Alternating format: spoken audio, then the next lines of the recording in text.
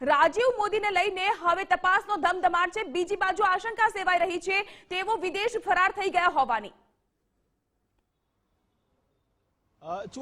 જાગૃતિ, ખાસ બે પ્રકારે મુદ્દા અહીંયા ઉપસ્થિત થઈ રહ્યા છે। એક તરફ જે બલ્ગેરિયન યુવતી છે તેની જે સ્થળ તપાસ છે તે આજના દિવસે ખૂબ મહત્વપૂર્ણ બની રહેશે। પોલીસ સામે બે પ્રકારના પડકારો છે કે કારણ કે વર્ષ 2023ની અંદર સમગ્ર બળાત્કાર થયો હોવાની જે વિગતો છે તે સામે આવી રહી છે। એટલે ચોક્કસથી 6-7 મહિનાનો જે સમયગાળો વીતી ચૂક્યો છે, એટલે આવા તબક્કાની અંદર 376ની જે ફરિયાદ છે તે ફરિયાદને પોલીસ પુરવાર કેવી રીતે કરશે તે સૌથી મોટો એક પડકાર પોલીસ સામે રહેશે। બીજી તરફ મહત્વની બાબત એ છે કે રાજીવ મોદી જે સીએમડીના કેડિલાના સીએમડી છે તે હાલ વિદેશ ભાગી ગયા હોવાની પણ વિગતો સામે આવી રહી છે। એટલે આવા બંને તબક્કાની વચ્ચે પોલીસ કેવી રીતે નિષ્પક્ષ અને તલસ્પર્શી તપાસ કરશે તે સૌથી મોટો એક સવાલ ઉભો થઈ રહ્યો છે। આજના દિવસની અંદર પોલીસ દ્વારા જે વિશેષ ટીમ જે છે તે તૈયાર કરવામાં આવી છે।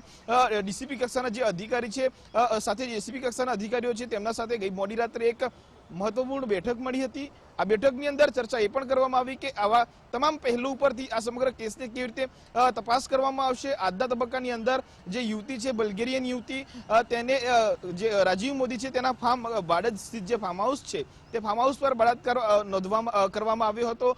એટલે ચોક્કસથી તેને ત્યાં સાથે રાખીને સ્થળ તપાસ જે છે તે કરવામાં આવશે। પોલીસ આ સમગ્ર મુદ્દે પંચનામું પણ દાખલ કરશે। જે ફરિયાદ નોંધવામાં આવી છે ગુજરાત હાઈકોર્ટના હુકમ બાદ, તે ફરિયાદ બાદ જે વિગતો છે તે વિગતોમાં તટસ્થ તપાસ પોલીસે કરવાની રહેશે। એટલે ચોક્કસથી આજનો દિવસ પોલીસ સામે માટે પણ ખૂબ મહત્વનો સાબિત થશે। ઉપરાંત જે બલ્ગેરિયન યુવતી છે તે બલ્ગેરિયન યુવતીને ગઈકાલે પણ પોલીસે સાથે રાખી જે મેડિકલ પરીક્ષણ જે છે તે કરાવવામાં આવ્યું છે। એટલે હવે તમામ જે પહેલુઓ છે આ સમગ્ર કેસના એને એક બાદ એક જે કડીઓ છે તે કડીઓ પોલીસ જોડવાના પ્રયાસોમાં લાગી ચૂકી છે। અને આજના દિવસે પોલીસ દ્વારા જે પંચનામું છે તે પંચનામું કરી આ સમગ્ર કેસની તપાસનો ધમધમાટ શરૂ કરવામાં આવશે। જી, આભાર કલ્પીને તમામ વિગતો જણાવવા માટે।